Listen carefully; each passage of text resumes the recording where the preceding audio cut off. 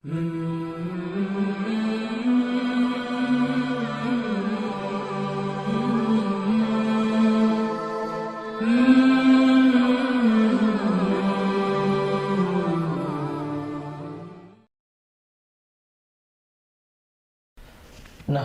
ونصلي على رسوله الكريم اما بعد فاعوذ باللہ من الشیطان الرجیم بسم اللہ الرحمن الرحیم۔ سورہ بقرہ میں تشریحی احکام کے ساتھ نبوت اور رسالت کی گواہی دی۔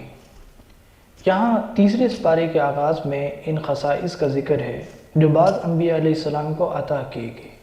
کسی کو سیادت و قیادت عطا ہوئی، کسی کو بلا واسطہ ہم کلامی کا شرف عطا کیا گیا، کسی کی تائید واضح معجزات سے کی گئی۔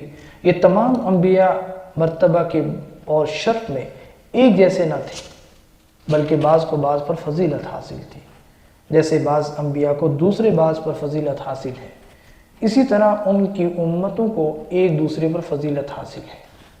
چونکہ بہت ساری خصوصیات اور امتیازات کی بنا پر ہمارے آقا دو جہاں حضرت محمد مصطفیٰ صلی اللہ علیہ وسلم کو تمام انبیاء پر فضیلت حاصل ہے، لہٰذا آپ کی امت کو بھی دوسری تمام امتوں پر فضیلت حاصل ہے۔ انبیاء کے فضائل اور مراتب کو بیان کرتے ہوئے یہ صورت ہمارے سامنے ایک آیت پیش کرتی ہے جو کتاب اللہ کی افضل ترین آیت ہے۔ میری مراد آیت الکرسی ہے۔ تیسرے سپارے میں حضرت ابراہیم علیہ السلام کا وہ قصہ بھی ہے جب انہوں نے نمرود بن کنعان جیسے سرکش اور متکبر بادشاہ کے ساتھ مباحثہ کیا، اور وہ قصہ بھی جب انہوں نے اللہ تعالیٰ سے درخواست کی کہ مجھے مردوں کو زندہ کرنے کا منظر دکھا دیجیے۔ یوں حضرت عزیر علیہ السلام کے دل میں بھی ایک تباہ شدہ بستی کو دیکھ کر خیال پیدا ہوا کہ نامعلوم اس بستی کو دوبارہ کیسے زندہ کیا جائے گا۔ چنانچہ خود ان پر موت مسلط کر دی گئی اور کئی 100 برس کے بعد انہیں زندہ کیا گیا۔ اسی صورت کے اندر جہاں بہت سارے شرعی احکامات بیان کیے گئے، وہاں آج کے ایک معاشرے کا سب سے بڑا اور اہم مسئلہ حرمت ربا بھی ہے۔ سود خور کو اس شخص کے ساتھ تشبیہ دی گئی ہے جو شیاطین کے اثرات کی وجہ سے خپتی اور دیوانہ ہو جاتا ہے۔ دنیا میں بھی سود خوروں کا حال یہی ہے کہ وہ خپتی اور پاگل جیسے کردار ادا کرتے ہیں۔ قیامت کے دن وہ قبر سے بھی یوں ہی کھڑا کیا جائے گا۔ اس کے بعد سود پر ایسی وعید سنائی گئی کہ اس جیسی وعید کسی بڑے سے بڑے گناہ پر بھی قرآن میں نہیں آئی۔ اللہ تعالیٰ نے ارشاد فرمایا کہ ایمان والو اللہ سے ڈرو اور لوگوں پر تمہارا جو سود باقی رہ گیا ہے اگر تم واقعی مومن ہو تو اسے چھوڑ دو، لیکن اگر تم نے ایسا نہ کیا تو پھر تمہارے لیے اللہ اور اس کے رسول صلی اللہ علیہ وسلم کی طرف سے اعلان جنگ ہے۔ یہاں یہ امر قابل غور ہے کہ قرآن نے صدقے کے فضائل اور آداب بیان کیے اور دوسری جانب ربا کے نقصانات و تباہ کاریاں بیان کی۔ اصل میں صدقہ اور ربا دو متضاد نظام ہیں۔ صدقے میں احسان، پاکیزگی اور تعاون کا جذبہ ہوتا ہے، جبکہ ربا یعنی سود میں بخل، گندگی اور خود غرضی پوشیدہ ہوتی ہے۔ صدقے میں دیا ہوا مال واپس لینے کی نیت نہیں ہوتی، جبکہ ربا میں اصل زر سے بھی زیادہ لینے کی شرط ہوتی ہے۔ صدقہ سے آپس میں محبت بڑھتی ہے، جبکہ ربا سے باہمی نفرت میں اضافہ ہوتا ہے۔ صدقہ کرنے والا اللہ کی محبت کا اعلان اور مغفرت کا وعدہ ہے، جبکہ سود خور پر لعنت، وعید اور اعلان جنگ ہے۔ سود کے نفسیاتی، اخلاقی، معاشی اور معاشرتی نقصان اتنے واضح ہیں کہ اب سود کے حامی بھی دبی دبی زبان سے اس کا اعتراف کرنے لگے ہیں۔ انہی آیات کے تسلسل میں ایک اہم ترین اصول بیان کیا گیا ہے، وہ یہ کہ جب ادھار لو اور ادھار دو، ادھار کے تمام معاملات میں تحریری دستاویز تیار کر لینی چاہیے۔ جب ادھار کا معاملہ کیا جائے تو اس کی میعاد ضرور مقرر کر لی جائے اور میعاد بھی ایسی مقرر کی جائے جس میں کوئی ابہام نہ ہو۔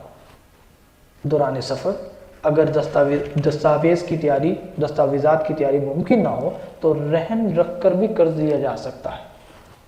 دست بدست تجارت کی صورت میں تحریر کی ضرورت نہیں ہے۔ اس کے بعد آغاز ہوتا ہے سورہ آل عمران کا۔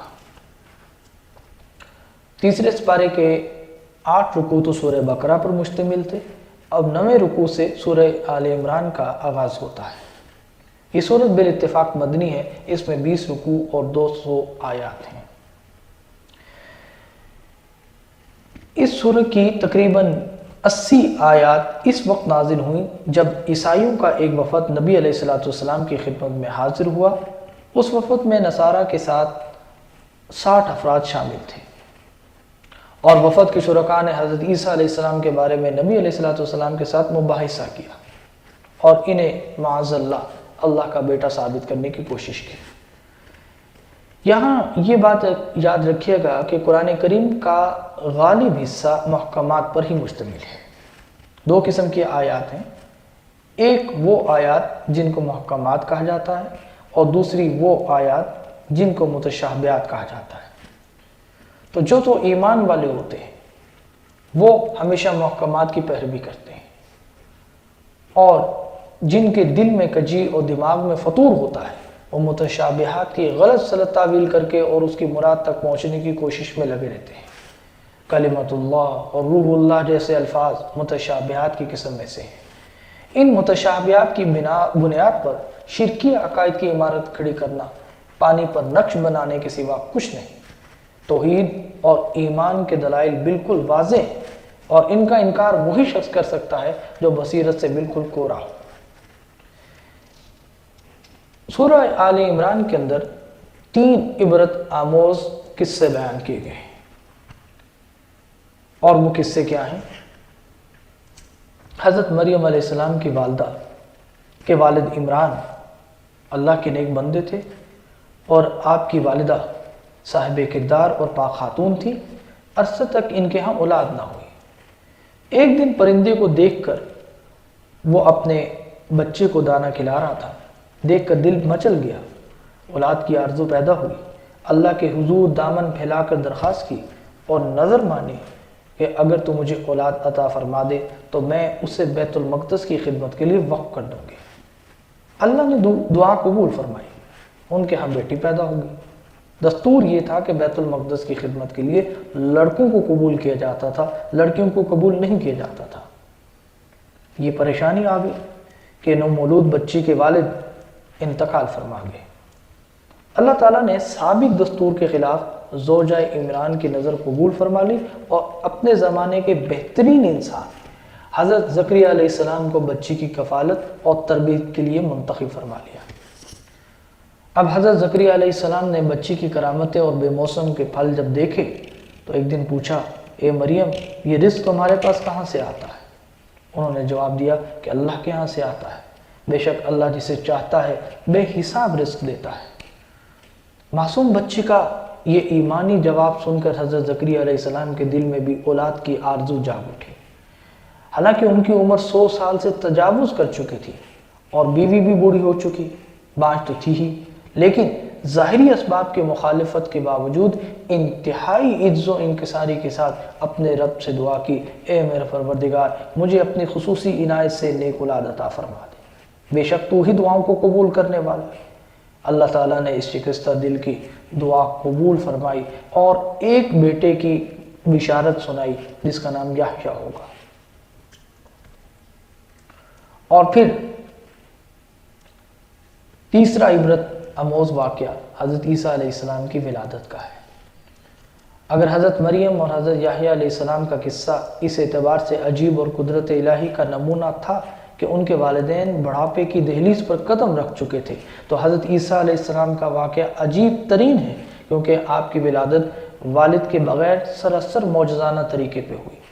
جب فرشتوں نے حضرت مریم کو بیٹے کی خبر دی تو انہوں نے بڑے تعجب سے کہا، میرے ہاں بچہ کیسے پیدا ہوگا، حالانکہ مجھے کسی انسان نے ہاتھ تک نہیں لگایا۔ اللہ کی طرف سے جواب دیا گیا، اسی طرح ہو جائے گا، کیونکہ اللہ تعالیٰ جو چاہتا ہے پیدا کر دیتا ہے، اور جب وہ کسی کام کے کرنے کا فیصلہ کر لیتا ہے تو اس سے کہتا ہے ہو جا، بس وہ ہو جاتا ہے۔ چنانچہ حضرت عیسیٰ علیہ السلام کو باری تعالیٰ نے مختلف معجزات بھی عطا فرمائے، لیکن اس وقت کے یہودیوں نے اس کو ماننے سے انکار کر دیا، اور یہاں تک کہ یہود نے دعویٰ کیا کہ ہم نے حضرت عیسیٰ علیہ السلام کو صلیب پر چڑھا دیا۔ اللہ تعالیٰ نے فرمایا کہ ہم نے ان کو زندہ آسمانوں پر اٹھا لیا تھا۔ یہود و نصارہ کی بدعملیوں، بددیانتیوں اور ان کے جھوٹ اور افتراء کو بیان کرنے کے بعد سورہ آل عمران بتاتی ہے کہ اللہ تعالیٰ نے تمام انبیاء سے عہد لیا تھا کہ اگر ان کی موجودگی میں خاتم الانبیاء حضرت محمد مصطفیٰ صلی اللہ علیہ وسلم تشریف لے آئیں تو سب آپ پر ایمان لائیں گے، اور اگر تمہاری موجودگی میں وہ نہ آئے تو پھر تمہارے امتی ان کی اتباع کرنے اور ان پر ایمان لانے کے پابند ہوں گے۔ انبیاء سے عہد حقیقت میں ان کی امتوں سے عہد تھا، مگر افسوس کہ ان انبیاء کی امتوں نے اس عہد کی پاسداری نہ کی اور تصدیق اور مدد کے بجائے وہ تکذیب اور مخالفت پر تل گئی۔ یہ آیت کریمہ حضرت محمد مصطفیٰ صلی اللہ علیہ وسلم کو سید الانبیاء ثابت کرتی ہے۔ دعا ہے کہ اللہ رب العزت ہم سب کو قرآن حکیم پڑھنے اور اسے سمجھنے کی توفیق عطا فرمائے۔ وآخر دعوانا الحمدللہ رب العالمین۔